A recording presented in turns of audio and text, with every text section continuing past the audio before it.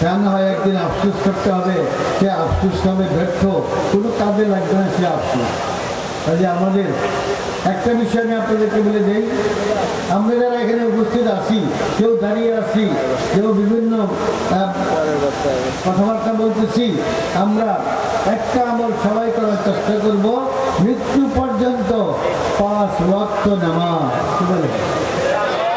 মৃত্যু পর্যন্ত 5 ওয়াক্ত নামাজ জামাতের সাথে পড়ার চেষ্টা করবো। কে কে এটা হাত তুলে দেখান। আলহামদুলিল্লাহ, আল্লাহ তুমি তৌফিক দান করো। মুসলমান ভাইদেরকে 5 ওয়াক্ত নামাজ জামাতের সাথে পড়ার তৌফিক দান করো। এই ছোট বাচ্চারাও হাত তুলছে, তোমরাও এই ছোটবেলা থেকেই দিনের উপর আমল করবে, আল্লাহর পথে চলবে। প্যারা নবী সাল্লাল্লাহু আলাইহি ওয়াসাল্লাম বলেছেন, বুখারী শরীফের একটা হাদিস বলেছেন, আল্লাহ পাক কিয়ামতের দিন 7 প্রকার মানুষকে আরশে আজিমের ছায়া দান করবে। কয় প্রকার মানুষ ভাই? 7 প্রকার মানুষকে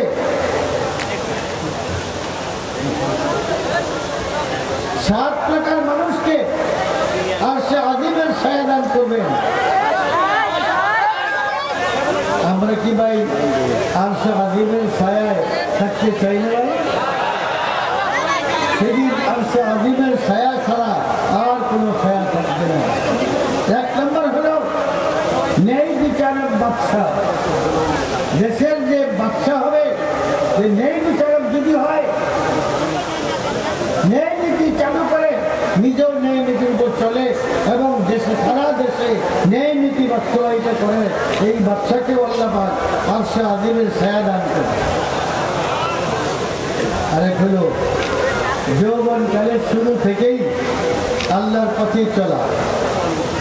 শাবুন নাশআ ফি ইবাদাতিল্লাহ, যে বাচ্চা মাত্র সাবালেগ হয়েছে এরপর থেকেই এখন আল্লাহর পথে চলে, 5 ওয়াক্ত নামাজ জামাতের সাথে আদায় করে।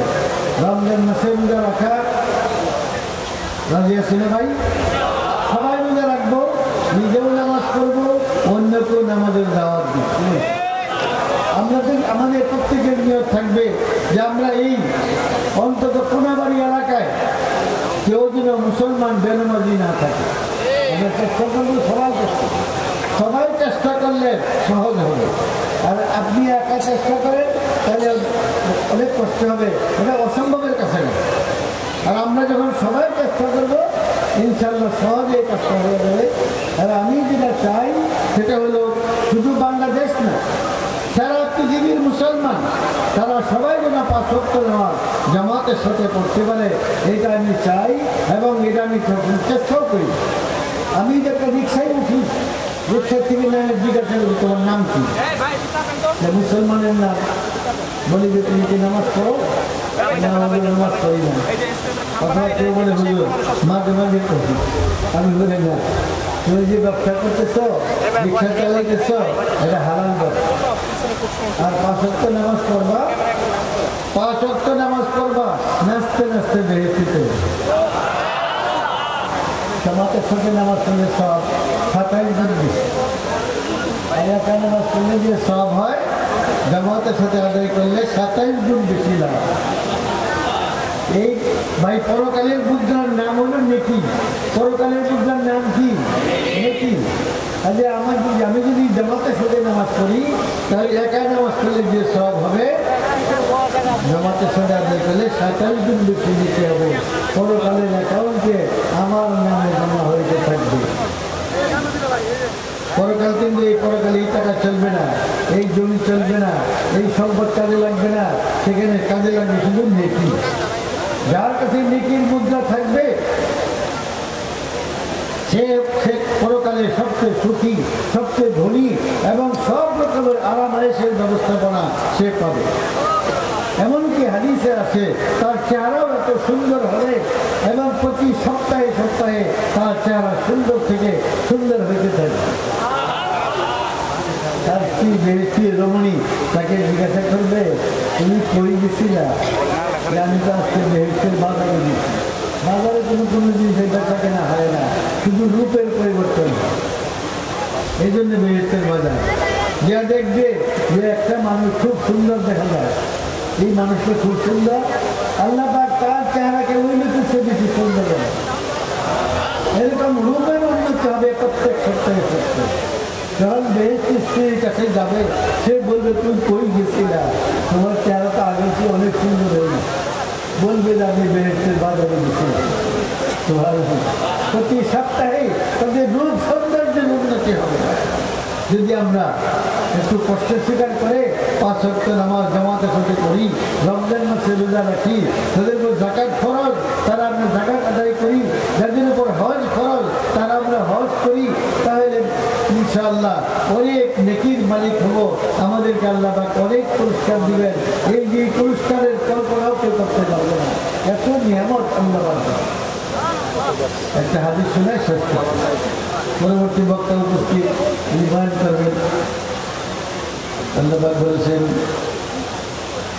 فلا تعلم نفس ما أخفي لهم من قرة أعين। একটা হাদিসে কুদসি ছিল, আল্লাহ পাক বলেছেন أعددت لعبادي الصالحين ما لا عين رأت ولا أذن سمعت ولا خطر على قلب بشر। যে আমি আমার নেক বান্দাদের জন্য, বেহেশতি বান্দাদের জন্য এত সব নিয়ামত, এত আরামায়েশের ব্যবস্থা করে রেখেছি যা কোনো মানুষ কল্পনাও করতে পারবে না, কোনো চোখ কোনোদিন কোথাও দেখেনি, কোনো কান কোনোদিন কোথাও শুনেনি। এত আরামায়েশের ব্যবস্থাপনা আমি আমার নেক বান্দাদের জন্য, বেহেশতি বান্দাদের জন্য তৈরি করে রেখেছি। তৈরি করে রাখছেন আল্লাহ, তৈরি করবেন তা না, তৈরি করে আছেন। সবে মেরাজে আল্লাহ নবী বেহেশত দেখছেন কিনা? দেখছেন না? দুজন বেহেশত এগুলি ঘুরে ঘুরে দেখছেন না ভাই? এগুলো তৈরি আছে নাকি তৈরি করবেন আল্লাহ? হ্যাঁ, সব তৈরি করা আছে। বেহেশত যেরকম তৈরি করা আছে, দুজনকে যেরকম তৈরি করা আছে মেহরাবাদ। কাজে আমরা সবাই চাবো যে আল্লাহ পাক যে আমাদেরকে বেহেশতে নিয়ে যান, বেহেশতের আমল সবাই করবো আমরা, এবং অন্য ভাইদেরকেও দাওয়াত দিব যে তারাও যেন বেহেশতে যেতে পারে, তারা যেন জাহান্নামের রাস্তা থেকে জান্নাতের রাস্তায় চলতে পারে। এর জন্য আমরা চেষ্টা করব। একটা মানুষ আল্লাহর নবী সাল্লাল্লাহু আলাইহি ওয়াসাল্লাম বলেছেন লা ইলাহা ইল্লাল্লাহু বিকা রাজুলান খায়রুন লাকা মিন হামলিন নাআম।